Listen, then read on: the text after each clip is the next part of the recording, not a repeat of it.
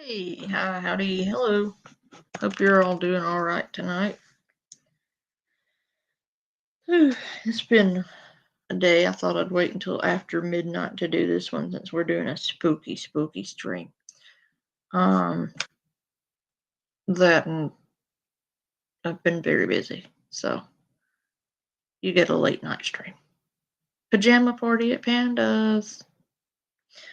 Um, so apparently, like I had mentioned, we're gonna go over Irish folklore and urban legends.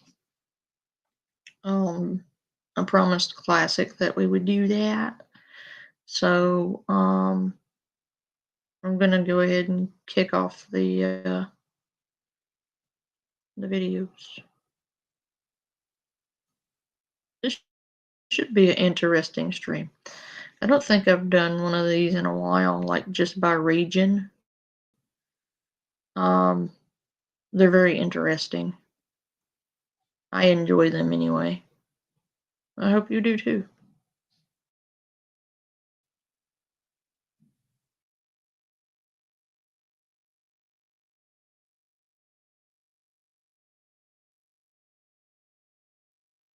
Landscapes and timeless traditions, but beneath its surface lies a world of mystery and the macabre. Urban legends are woven into the fabric of its culture, passed down through generations as warnings, tales of awe, or simple reminders of the past. From phantom hitchhikers on lonely roads to spectral figures tied to ancient castles, these stories blur the line between history and the supernatural. In this collection, we dive deep into 7 of Ireland's most spine-chilling urban legends. Tales that will make you question what's real and what's lurking just out of sight. Are you ready to explore the darker side of the Emerald Isle? The Black Cat of Killikee. In the shadowy depths of the Dublin Mountains lies Killikee House, a crumbling ruin that holds one of Ireland's most persistent and chilling urban legends, the Black Cat of Killikee. This spectral feline is no ordinary creature, but is believed to be a demonic entity tied to occult rituals once performed within the house's walls. For decades, tales of its unearthly presence have both fascinated and terrified those who dare to.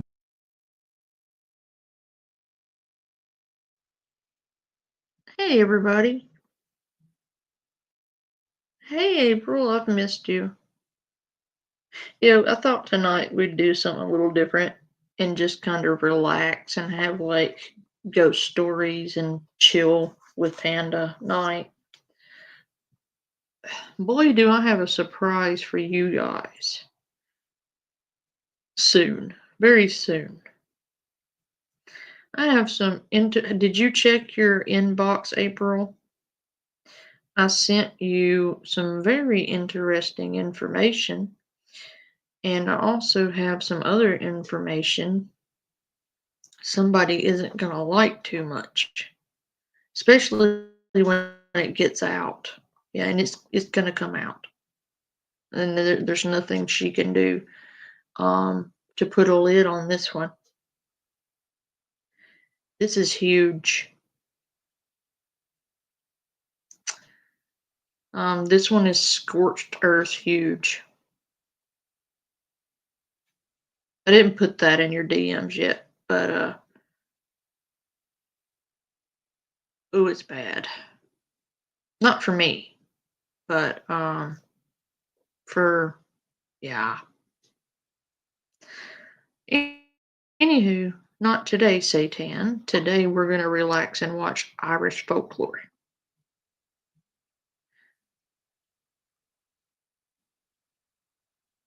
House was originally built in the 18th century as a hunting lodge for the Massey family, who were among Ireland's wealthiest landowners. By the mid-20th century, however, the family's fortune had dwindled and the house was abandoned, left to decay on the hillside. Its isolation made it an ideal setting for whispers of strange happenings and shadowy figures. The legend truly took root in the 1960s when the house was purchased by Margaret and Nicholas O'Brien, who intended to renovate the derelict building and transform it into an art gallery. It wasn't long before the workmen began experiencing strange phenomena. Tools would disappear, only to reappear in odd places. Unexplained cold spots would chill entire rooms, and eerie noises echoed through the empty halls. Then came the first sightings of the black, naturally large, with glowing eyes that seemed to pierce through the dim light. The cat would appear suddenly, sitting silently in a corner or atop a pile of rubble, watching them intently. Attempts to shoo it away were futile. The cat would vanish without a sound, leaving the workers deeply unsettled. Margaret O'Brien herself encountered the creature late one evening as she was locking up for the night. She later described it as a cat the size of a dog, with fur so black it seemed to absorb the surrounding light. When she tried to chase it away, it hissed at her, its glowing eyes flashing in the darkness before it melted into the shadows. Alarmed, she called in a local priest to bless the house, hoping to rid it of what seemed to work temporarily, but the cat heard scratching at the door, followed by guttural growls that sent shivers down her spine. When she opened the door, there was nothing there. Yet, I mean, it's a cat, so it's predisposed to being evil. No, she did not mean Will April. That X is really not cool. Um, it's a cat. Of course, it's contemplating your Minecraft in its mind when it's looking at you.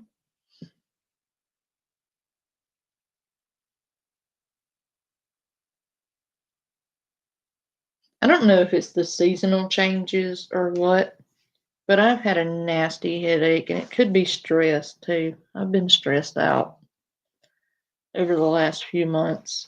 Um,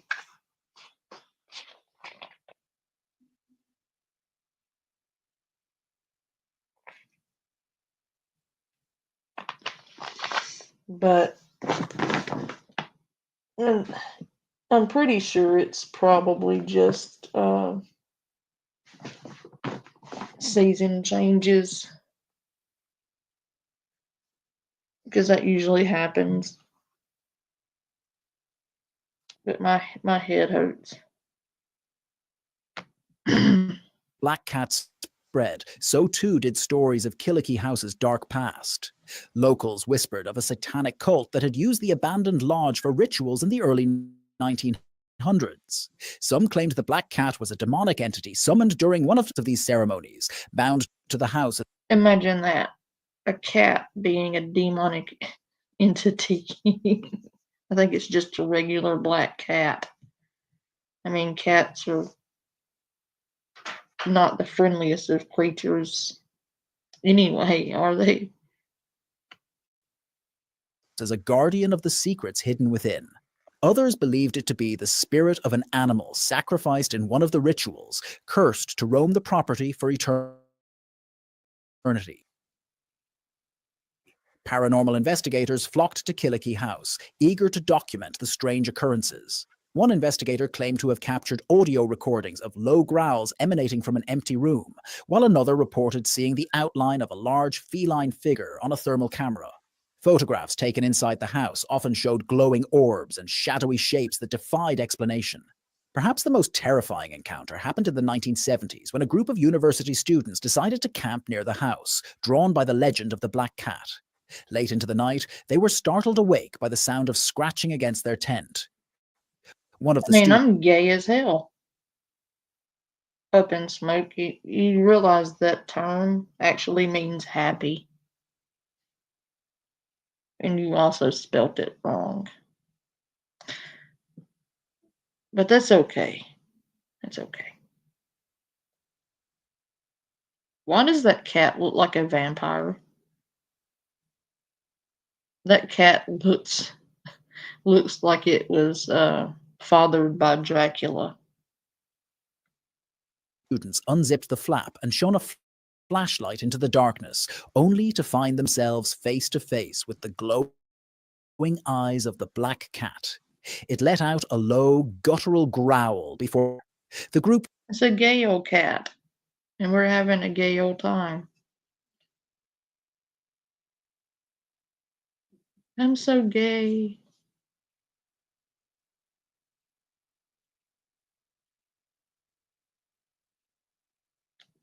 A one in the chat if you too believe that this cat looks like it was fathered by Dracula. It's a cute cat, but it looks like its dad was Dracula. Fled, leaving their belongings behind. Today, Killikee House stands as a ruin, its once grand facade overtaken by ivy and time. Yet, the legend of the I hope we're all gay. We can have a gay old party. Are you gay too, Harry and April? We can all be gay together. Unified gayness. black cat endures. Hikers passing through the area report glimpses of a dark shape darting through the trees or glowing eyes watching from the shadows. Some claim that the cat's presence brings misfortune, marking those who see it with a curse that lingers long after they leave the property. For locals, the black cat of Killikee is more than just So long as you're not being homophobic with it, we can, you know.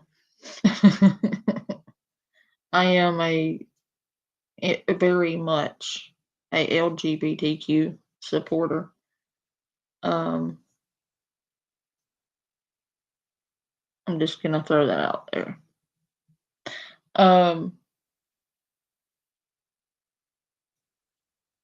okay. As long as you mean it in the correct context, we're good. You have to admit, some people use the term in a belligerent and bullying manner. But it's the way you spelled it that actually means happy. It doesn't mean like gay is in homosexual. I'm gay as hell in the context in which you're using the word. I'm also gay as hell in the other way too. Well, I'm probably not full on. I'm bi. Um, I identify as bi.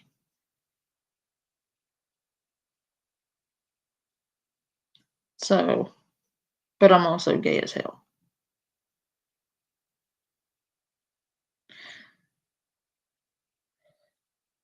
I just like clarification, that's all. That is a really cute cat. I love a black cat that's got like really green emerald eyes. I think they are gorgeous. The only thing prettier than a black cat with green eyes is a black cat with like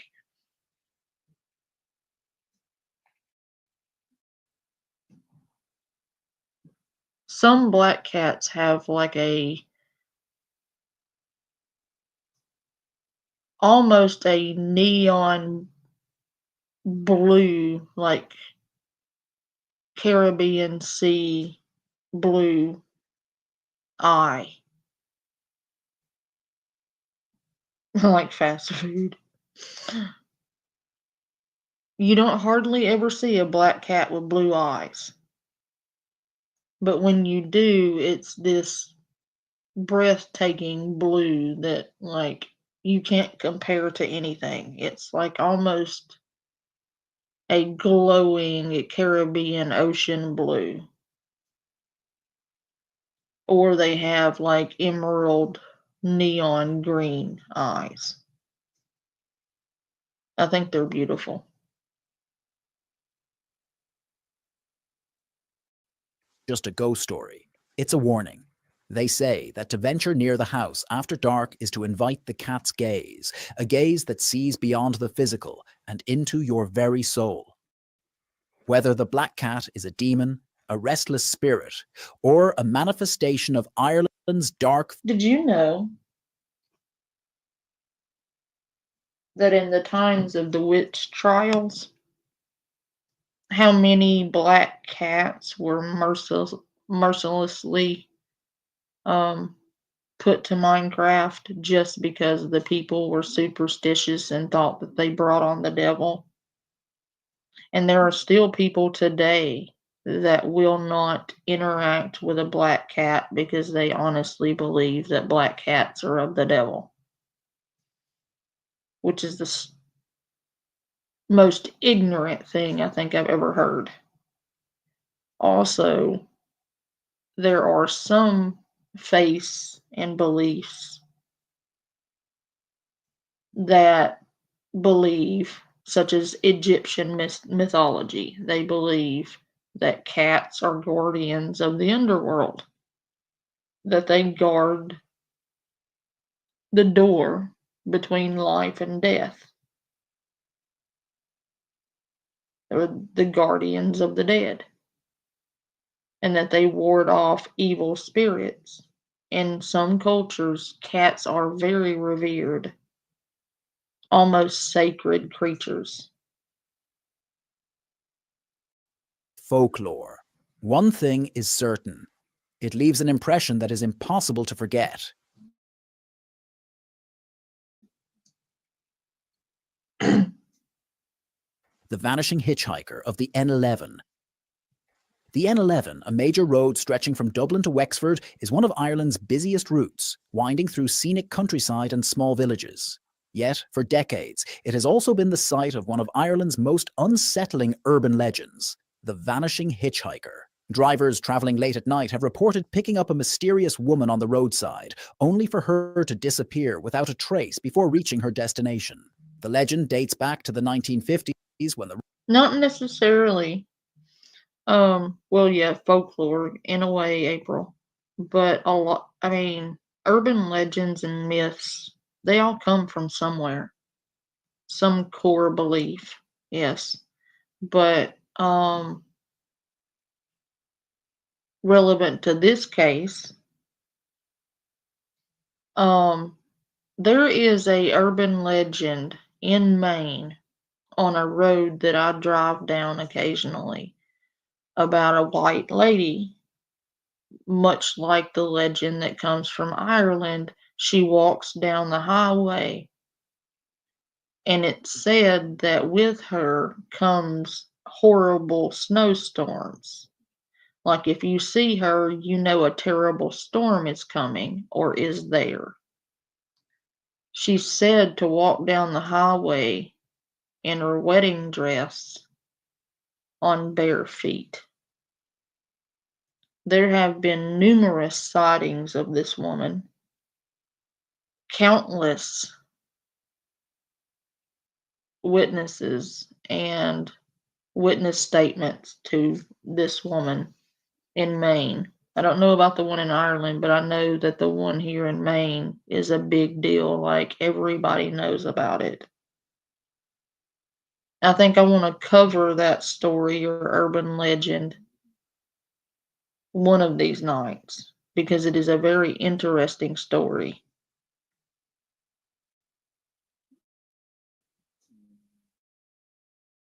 road was first modernized and motorists began using it more frequently. The first account came from a truck driver named Tom Barn, who was returning to Wexford after a late delivery. On a foggy night near the village of Arklow, Tom spotted a woman standing on the roadside, dressed in a pale dress that seemed to shimmer in the moonlight. Thinking she might be stranded, he pulled over to order her a lift. Without a word, her face conversation, asking where her voice was soft, almost inaudible over the hum of the. No, as a matter of fact, Raccoon, you do not want to stop if you see her. Unlike the other white ladies in urban legends, the one in Maine, it's said that if you stop or you turn around to go and pick her up, um, bad things will happen to you. Like most of the stories of the white lady hitchhiker ghost say if you're kind to her, good things happen. But in any case, with the one in Maine, it's not going to matter. If you turn around, something bad's going to happen to you. There is no good ending to that story. So if you see her, keep driving. Whatever you do, do not stop and do not turn around because nothing good will come of it. I don't think so.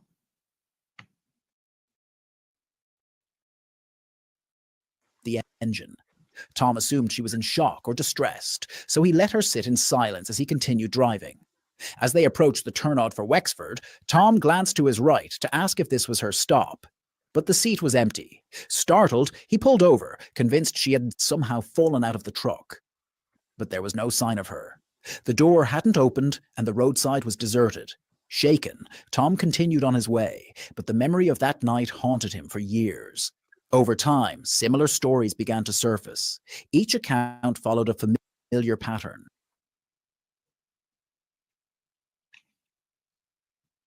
Not that I know of, smoke. I'm not really sure what that is. Um, Admittedly, I don't know a whole lot about it. I've heard the term before, but as to what it is, I couldn't tell you. Um, but no judgment. If it doesn't affect me, I don't tend to judge about it. If it's your thing and you don't force it upon me, then I tend to mind my business where stuff like that is concerned.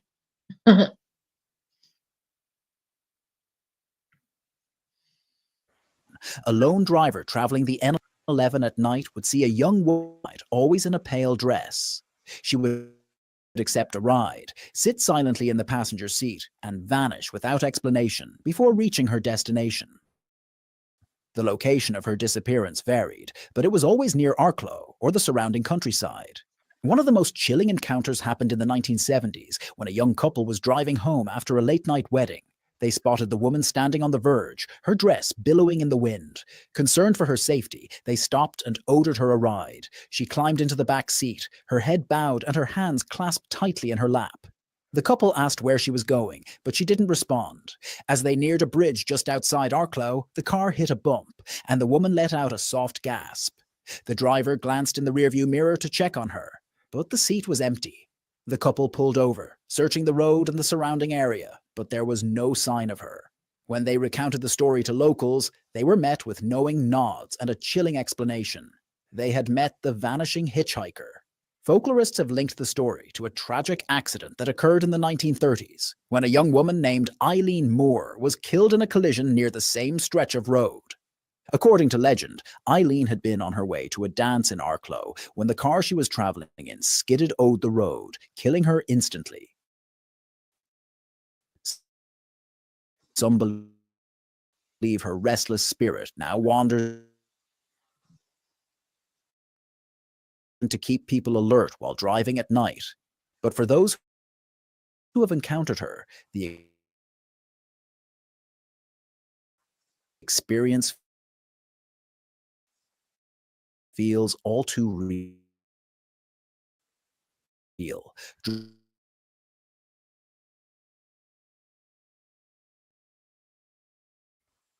Well, investigators have attempted to capture evidence of the hitchhiker, but their findings are inconclusive. One team reported strange EMF readings near the bridge outside Arklow, while another claimed to have recorded a Bye, smoke. Have a good evening.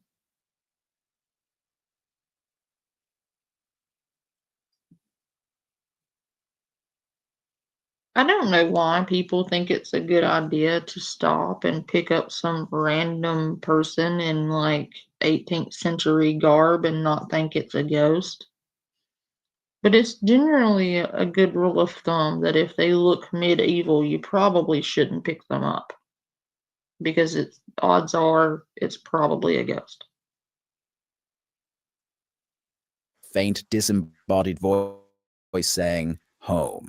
Others have dismissed the legend as a case of overactive imaginations and the power of suggestion. Despite the skepticism, the vanishing hitchhiker continues to haunt the N11. Locals warn against picking up strangers on the road at night, no matter how desperate they appear. For believers, the hitchhiker is a tragic figure, forever searching for a way to return home. For skeptics, she is a story that refuses to fade, a reminder that the line between reality and folklore is often blurred.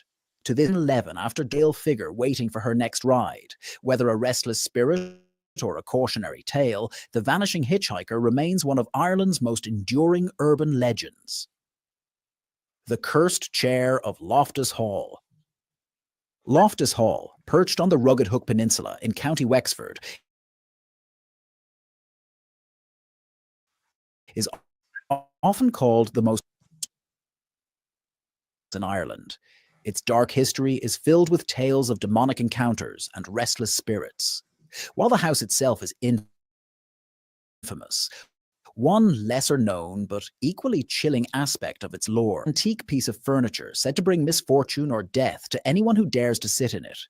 The legend of the cursed chair dates back to the mid-18th century, when Loftus Hall was owned by Charles Tottenham and his family. One stormy come in and invited to join the family in a game of cards. The night seemed ordinary until Lady Anne Tottenham dropped one of her cards and bent to pick it up. As she looked beneath the table, she reportedly saw that the stranger's feet were cloven hooves. Terrified, she screamed, and the man revealed his true form, a demon, before vanishing in a flash of fire.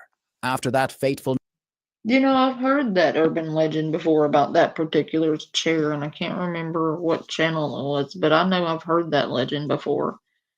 And I believe, if I'm not mistaken, that they hung the chair on the wall to keep people from sitting on it because people kept meeting really bad ends after sitting in it. I believe they put it in I think they put it in a museum in the end. If I'm not mistaken, I believe that chair is now in a museum and you can't touch it at all. night, Anne became withdrawn and fell into a deep despair. She spent the rest of her days confined to a single room in the house, sitting in a high-backed chair that soon became known as Anne's chair. Following her death, Stat reported that anyone who sat in the chair would experience a series of misfortunes. Some said they felt a heavy, oppressive presence pressing down on them, while others claimed to hear faint whispers or see shadowy figures in the corners of the room. One of the most infamous accounts came in the early 20th century, when a servant cleaning the room decided to rest in the chair. According to witnesses, she immediately turned pale and began muttering incoherently about burning eyes. She fled the room in tears and later fell gravely ill, passing away within the week. The chair was subsequently moved to an attic storage area, but reports of strange occurrences continued. During the 1970s, Loftus Hall was briefly opened to the public as a tourist attraction.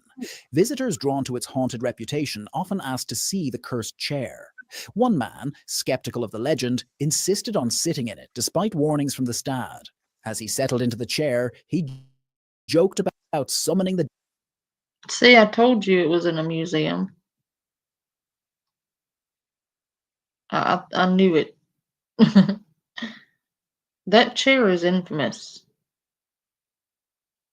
and I've heard a lot of people talk about it on this platform. I've seen several videos and documentaries done on it, and if I'm not mistaken, I do believe it's in a museum, like behind glass at this point. devil. Moments later, he jumped up, clutching his chest, and collapsed to the floor. He survived, but claimed afterward that he had felt an icy hand grip his heart. He refused to discuss the incident further, visibly shaken whenever the subject came up. Paranormal investigators who visited Loftus Hall during its public tours attempted to test the legend of Anne's chair. One team brought specialized equipment to measure electromagnetic activity in the room. When they placed the equipment near the chair, it malfunctioned repeatedly, emitting strange beeping sounds and recording sudden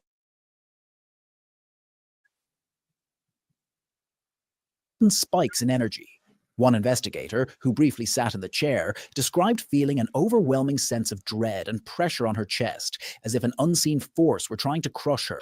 To this day, the chair remains an object of fascination and fear. Visitors who pass through Loftus Hall are warned not to touch it, let alone sit in it.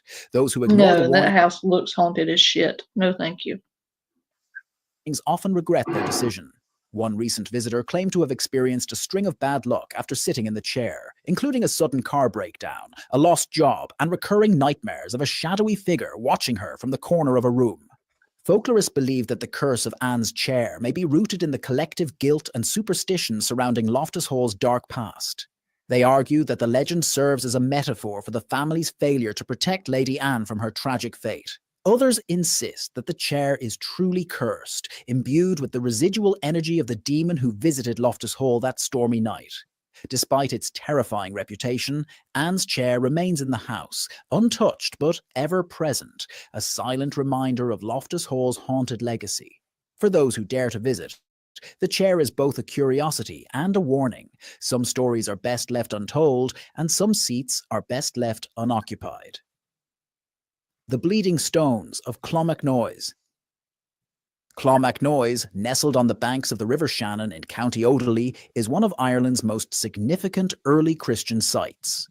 Established in the 6th century by St. Kieran, it was once a thriving monastic settlement, home to scholars, monks, and pilgrims. Today, its crumbling ruins, ancient churches, towering round towers, and intricate Celtic crosses stand as a haunting reminder of its storied past. But Clonmacnoise is also the setting of one of Ireland's most peculiar and chilling urban legends, the tale of the Bleeding Stones. The legend begins in the 12th century, during a period of great turmoil. According to local lore, a group of raiders descended upon the monastery, intent on plundering its treasures. The monks, desperate to protect their sacred relics, hid them within the walls of the cathedral. When the raiders arrived, they demanded to know the location of the treasure, threatening the monks with violence. The monks refused to speak, holding firm to their vows. Enraged, the raiders slaughtered them one by one, staining the stone floors with their blood. In the aftermath of the massacre, strange phenomena began to occur. Visitors to the cathedral reported seeing dark stains appearing on the stones, as if fresh blood had seeped through the cracks. Some claimed the stains pulsed like a beating heart, growing darker and wetter during times of prayer or mourning. Over the centuries, these bleeding stones became the subject of whispered tales and superstitions. It was said that the stones wept in memory of the fallen monks, mourning their sacrifice and the desecration of the holy site. In the 19th century, Clonmacnoise became a popular destination for antiquarians and early archaeologists. One such visitor, Sir Edmund Talbot, documented his experience in a now famous journal entry. He described stepping into the cathedral and immediately feeling an oppressive weight, as if the air itself bore witness to centuries of sorrow. As he examined the stone floor, he noticed a series of dark, irregular stains. Intrigued, he attempted to clean one of the stones, but no matter how hard he scrubbed, the stain would not fade. That night, Sir Edmund claimed to have dreamed of monks in white robes, standing silently in the cathedral, their faces solemn and accusing. More recently, paranormal investigators have visited Clonmacnoise in an attempt to explain the phenomenon. In the 1980s, a team conducted experiments on the stained stones, using ultraviolet light and chemical tests to determine if the marks were caused by natural mineral deposits or environmental factors. Their findings were inconclusive. One investigator reported seeing a faint red glow emanating from the stones during a midnight vigil, a phenomenon that could not be replicated under controlled conditions. Locals remain divided on the true nature of the bleeding stones. Some believe they are a divine sign, a physical manifestation of the monks' martyrdom, and a warning against desecrating sacred ground. Others dismiss the legend as a myth, a tale exaggerated over centuries to draw pilgrims and curious visitors. Yet even skeptics admit to feeling uneasy when standing in the cathedral, particularly near the darker stains. Many describe a sensation of being watched or a sudden chill that cuts through even the warmest summer day. One of the most chilling stories associated with the bleeding stones comes from a tourist who visited Clonmacnoise in the 1990s. As she wandered through the cathedral, she noticed one of the stones appeared wet, as though freshly stained. She reached out to touch it, and immediately felt a sharp, burning pain in her hand. When she pulled away, her palm was marked with a bright red streak that faded only after several hours. That night, she dreamed of a monk kneeling in prayer, his face streaked with tears of blood. She left Clonmacnoise the next day, vowing never to return. Folklorists argue that the bleeding stones are a powerful example of Ireland's rich tradition of blending history and mythology. Once threatened the sanctity of Clonmacnoise, elevating the site from a historical landmark to a place of reverence and awe. Others, however, insist that the stones hold a deeper mystery, one that cannot be easily explained or dismissed. Today, Clonmacnoise remains a popular tourist destination, drawing visitors from around the world. Many come for its historical significance, marveling at the intricate stone crosses and the serene beauty of the surrounding landscape. But for those who know the legend, the bleeding stones add an unsettling layer to the experience. To stand in the cathedral is to stand in a place where history and the supernatural converge, where the past bleeds through to the present in more ways than one. The Lady in White of Kinnity Castle. Nestled at the foot of the Slive Bloom Mountains in County Odely, Kinnity Castle is a striking Gothic revival manor steeped in history. Its imposing facade and lush grounds have long attracted visitors seeking luxury and romance. However, beneath its grandeur lies a chilling legend that has cemented its place as one of Ireland's most haunted locations. The Lady in White, as she is known, is a spectral figure said to wander the castle's halls, her presence both eerie and sorrowful. The origins of the Lady in White date back to the early 1800s, when Kinnity Castle served as a private residence for the wealthy Bernard family. According to legend, a young woman named Ailish worked as a maid in the castle. She was known for her beauty and her quiet, kind demeanour, often spending her free time tending to the gardens. Ailish fell in love with a stable hand named Connor, and their romance blossomed in secret, hidden from the prying eyes of the family. One fateful night, Lord Bernard discovered the couple in a stolen moment near the stables. Enraged by what he saw as a disgrace to his household, he ordered Connor to leave the estate immediately. Despite Ailish's tearful pleas, Connor was banished, and she was forbidden from leaving the castle grounds. Heartbroken and consumed by despair, Ailish disappeared a few nights later. Her body was found days afterward in the nearby woods, her white dress stained with blood and her wrists bound by a silk ribbon. After her death, rumors of strange occurrences began to spread. Soft sobbing was heard late at night, echoing through the empty hallways. Some claimed to see a figure in a white dress gliding silently across the grounds, her face obscured by a veil of the shadows. Over time, the Lady in White became a fixture of Kinnity Castle's haunted history. The castle transitioned into a hotel in the 20th century, and guests began reporting their own encounters with the ghostly figure. One honeymooning couple claimed to have seen a woman in white standing at the foot of their bed. The husband, thinking she was a member of Stad, called out to her, but she disappeared into thin air. They later learned that their room was said to be a favourite haunt of the Lady in White. Another chilling account came from a guest who was exploring the castle's library late at night.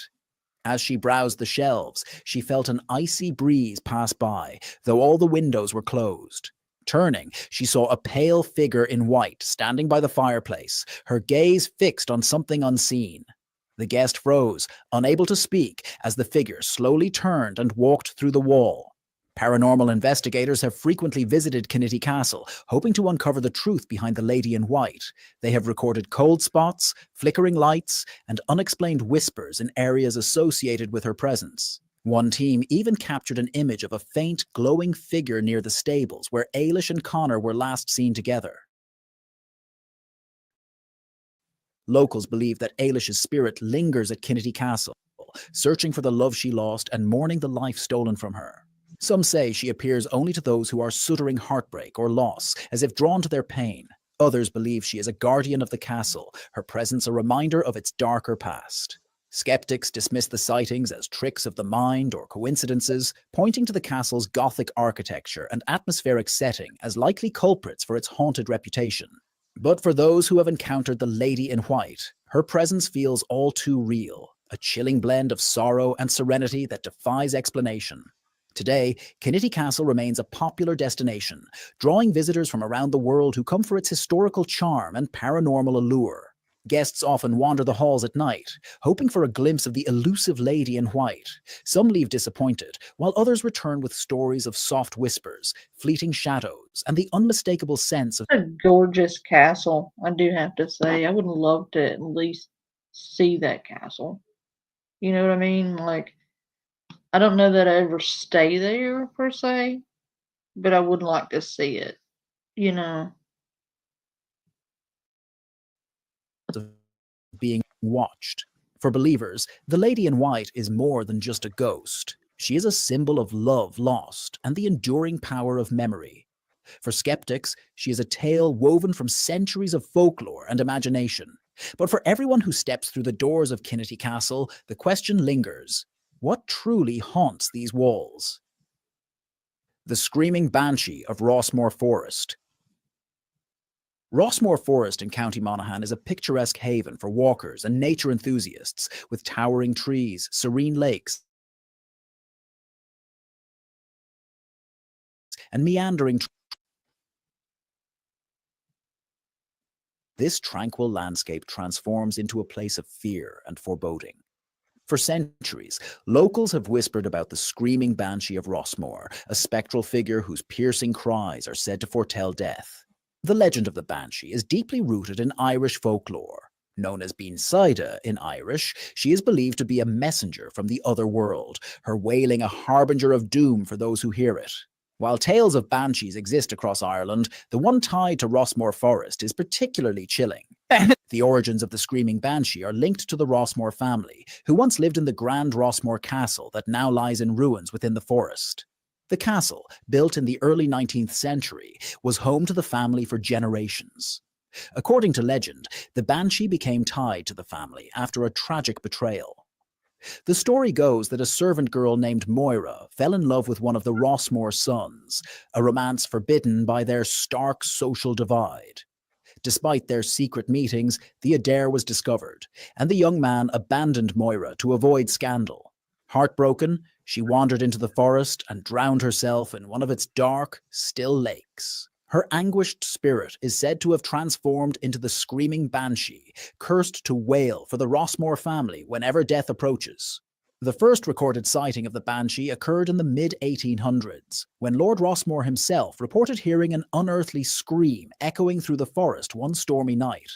The following morning, news arrived that his eldest son had died suddenly in Dublin.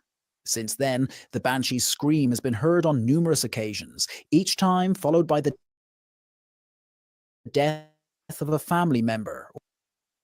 One of the most chilling accounts comes from a park ranger who patrolled Rossmore Forest in the 1980s. Late one evening, as he made his rounds, he heard what he described as a woman's scream, but not quite human, sharper, longer, and filled with despair.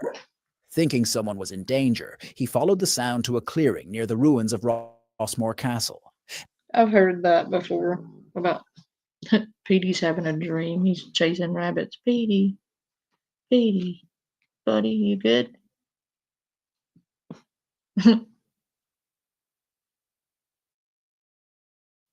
Hold on. Yeah, I think I'm tired. But I think that's all I'm gonna do tonight for us ghost and stuff. I'm gonna lay it down and I'll be back tomorrow. I love you guys. Bye.